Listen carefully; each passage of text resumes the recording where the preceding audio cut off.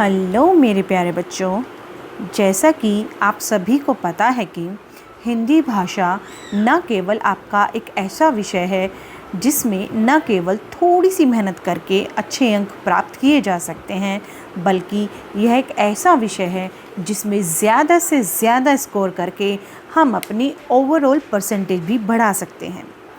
बस छोटी छोटी बातें ही तो हैं जिन्हें हमें ध्यान में रखनी होती हैं।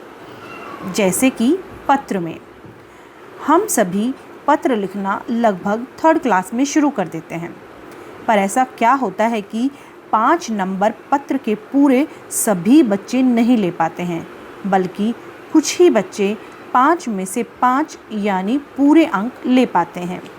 इसका उत्तर यहाँ है। दरअसल पत्र लिखते समय हमें केवल 3 बातों का ध्यान रखना होता है। बस इन 3 बातों का अगर हम ध्यान रखें तो हमारे भी बटे नंबर आएँ, यानी 5 में से पूरे 5।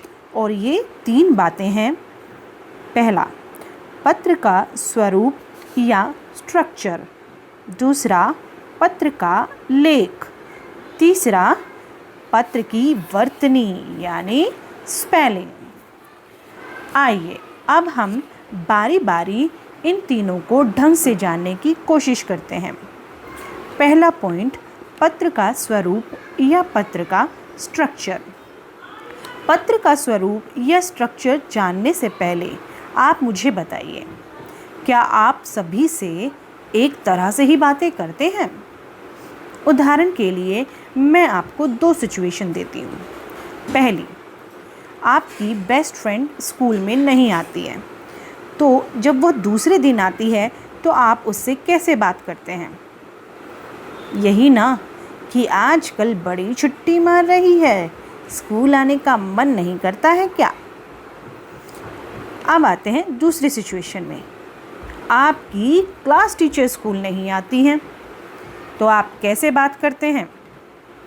पहली वाली सिचुएशन की तरह तो बात नहीं करते हैं कि आजकल बड़ी छुट्टी मार रही है, स्कूल आने का मन नहीं करता है क्या?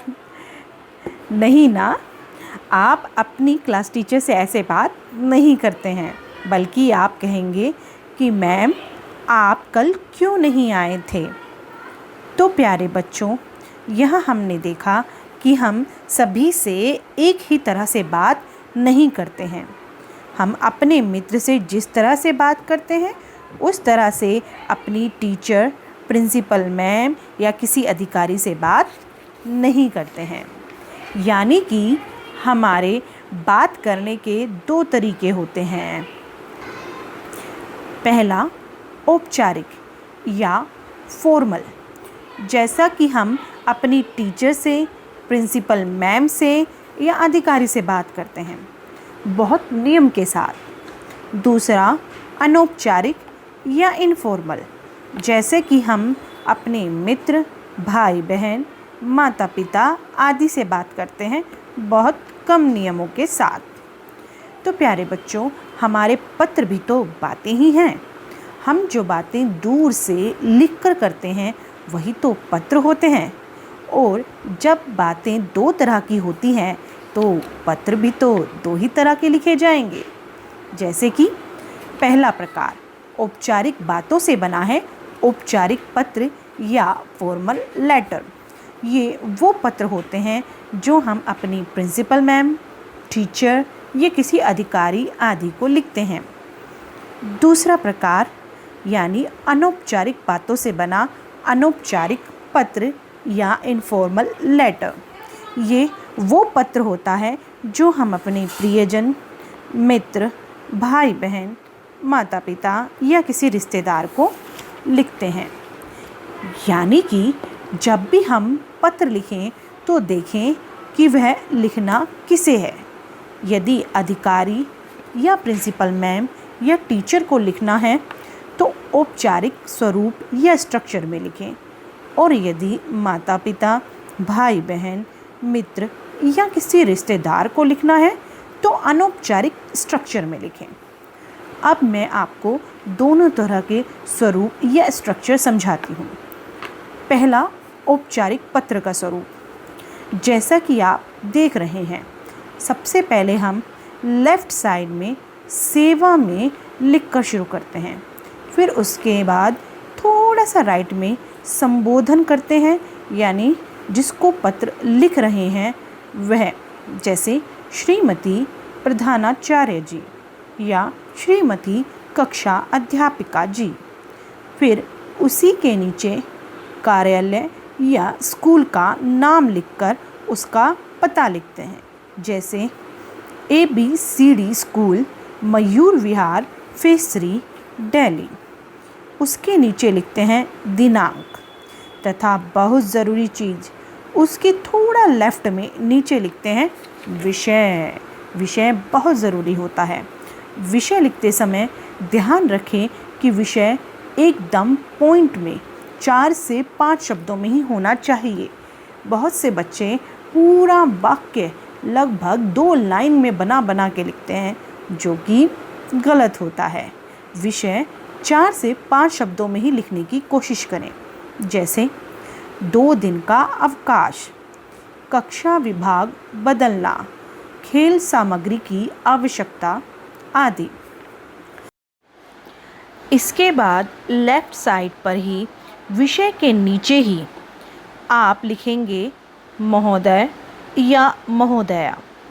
याद रहे, यदि आप किसी पुरुष या मेल अधिकारी, टीचर या प्रिंसिपल को पत्र लिख रहे हैं तो आप महोदय लिखेंगे, पर यदि आप किसी फीमेल या स्त्री प्रिंसिपल, टीचर या अधिकारी को पत्र लिख रहे हैं तो आप महोदया लिखेंगे।